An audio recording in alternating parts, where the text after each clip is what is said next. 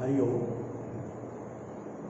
दो या दो से अधिक व्यक्तियों के बीच के वार्तालाप को संवाद कहते हैं, जिसे अंग्रेजी में डायलॉग। जब इसी संवाद का जब लेखन करते हैं तो उसे संवाद लेखन करते हैं। अंग्रेजी में इसे डायलॉग राइटिंग करते हैं। आपके परीक्षा के दृष्टिकोण से 5 अंक के ऐसे प्रश्न पूछे जाते हैं लेखन के दृष्टि से।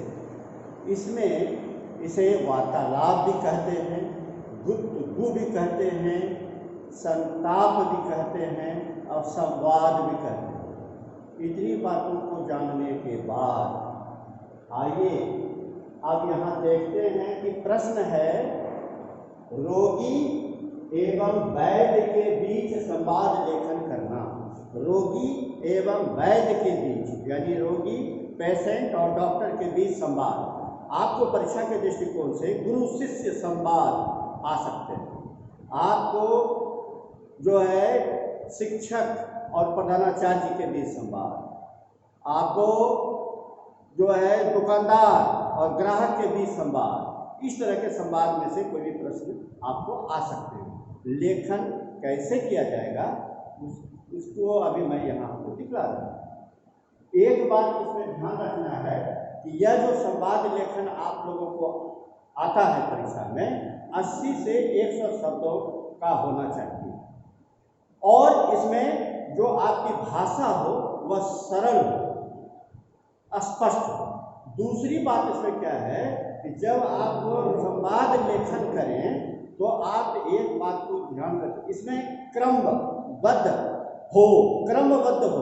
और जब दो व्यक्तियों के बीच में संवाद चल रहा हो तो केवल एक का, जैसे यहाँ अभी देख रहे हैं वैद्य है तो वैद्य जी बोल रहे हैं तो वैद्य जी ही बोल रहे हैं, ऐसा नहीं करना है। वैद्य जी बोल रहे हैं तो फिर उसके लिए फिर रोगी, फिर वैद्य जी, फिर रोगी। यानी संवाद का है जब आप एक दूसरे से ताल को जोड़ेंगे तब वो संवाद का होगा। क्रम बना हुआ रहना चाहिए, स्पष्ट होना चाहिए और इसमें जो है आपको यह भी देखना है विषय क्या है, विषय के अनुकूल होना चाहिए।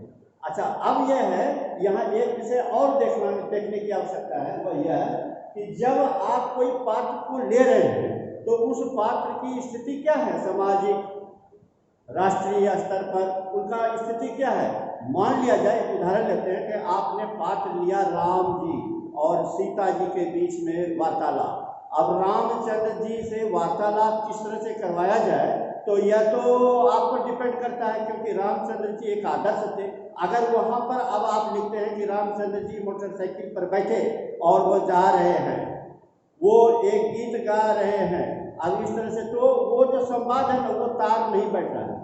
अब सीता जी वो विद्यालय जा रही हैं तो सीता जी सिनेमा देखने जा रही हैं, सिनेमा हॉल गई हैं। अब ये ऐसा जो है तो पात्र का भी सिलेक्शन जो करना है आपको यथोचित, तभी आपका वो प्रभावशाली होगा। कौन नहीं ये चाहता है कि वार्तालाप सरल हो और अच्छा हो। आप देखते होइएगा, विद्यालय में हो चाहे आपको घर परिवार में हो, जो सुंदर ढंग से मतलब कि गागर में सागर जो भरने वाली बात को कह देता है, सरल भाषा में थोड़ी बात और अधिक जानकारी, उसका आदर मान सम्मान सभी लोग करते हैं। उनके संवाद, उनसे बातचीत करने के लिए सभी उत्सुक रहते हैं। आइए एक उदाहरण में प्रस्तुत करता हूं। रोगी, तो अब यहाँ एक बात और ध्यान में देखना है, जब यहाँ औषधालय में प्रवेश करते हुए तो इसको आप ब्रैकेट में लिखिएगा और यदि बहुत बड़ा हो तो उसको आप पार्ट में लिखिएगा, पार्ट 1, पार्ट 2, पार्ट 3 कर दीजिएगा, ऐसा करें। तो देखिए, औषधालय में प्रवेश करते हुए वैद्य जी नमस्कार। अब वैद्य जी नमस्कार, आइए कहिए क्या हाल है। रोगी, पहले से बहुत अच्छा हूँ, बुखार उतर गया है, केवल खांसी रह गई है। अब अपनी समस्या बताए। अब वैद्य जी उसके समाधान बताएंगे। घबराइए नहीं, खांसी भी दूर हो जाएगी। आज दूसरी दवा देता हूँ, आप जल्द अच्छे हो जाएंगे। जो डॉक्टर का जो ट्रीटमेंट है तो उसी को आपको लिखना है। ऐसा नहीं डॉक्टर साहब बोल दिए कोई दूसरा बात तो उससे संवाद दूसरा जो करवा देंगे तो फिर गलत हो जाएगा। रोगी आप ठीक कहते हैं, शरीर दुबला हो गया है, चला भी नहीं जाता है, ये अपनी समस्या बताए। रोगी तो डॉक्टर के पास गया है तो समस्या बताए, तो डॉक्टर साहब कहते हैं चिंता की कोई बात नहीं है, कुछ दिन और आराम कीजिए, सब ठीक हो जाएगा। तो ये डॉक्टर जो है वो तो अपना जो है ट्रीटमेंट बताएंगे और पेशेंट की घबराहट को भी कम करेंगे, इस विषय को भी ध्यान में रखना है। अब रोगी कृपया खाने को बताएं, अब तो थोड़ी थोड़ी भूख भी लगती है, डॉक्टर साहब वो बता रहे थोड़ी थोड़ी भूख भी लगती है। तो आज यहाँ पर देखना वैद्य जी कह रहे हैं, इस समस्या का समाधान वैद्य जी कह रहे हैं, फल खूब खाइए, दूध, खिचड़ी एवं मूंग की दाल खा सकते हैं, खट्टे फलों के सेवन से परहेज करिए क्योंकि खट्टे फल जो आप खाएंगे उससे आपकी खांसी बढ़ेगी। ये डॉक्टर की भूमिका है, आप तो डॉक्टर की जो भूमिका है उसी का आपको संवाद में लेखन करना है। अब है रोगी, आजकल गर्मी का मौसम है, प्यास बहुत लगती है, क्या शरबत पी सकते हैं? तो डॉक्टर साहब बोलते हैं नहीं, आपको खांसी है, शरबत नहीं पी सकते हैं, उसके जगह पर दूध पीजिए और पानी भी तो खूब पीजिए।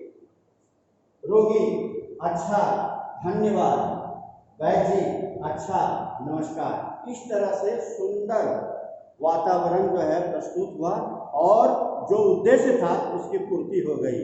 तो ये जो संवाद लेखन है, डायलॉग राइटिंग, आपको परीक्षा के दृष्टिकोण से बहुत ही महत्वपूर्ण है। भले आपका विषय कुछ और हो लेकिन लेखन के जो तरीके होते हैं उसमें लेखन करते समय किन किन बातों पर ध्यान देना चाहिए वो आपको ध्यान, सरल और संक्षिप्त में, बहुत लंबा चौड़ा नहीं, विषय से हट करके नहीं, तब आप सुंदर अक्षर में लिखिए और तब आपकी जो है यह संवाद लेखन जो है वो बहुत ही अच्छा होगा। ढेर सारी शुभकामनाओं के साथ, धन्यवाद।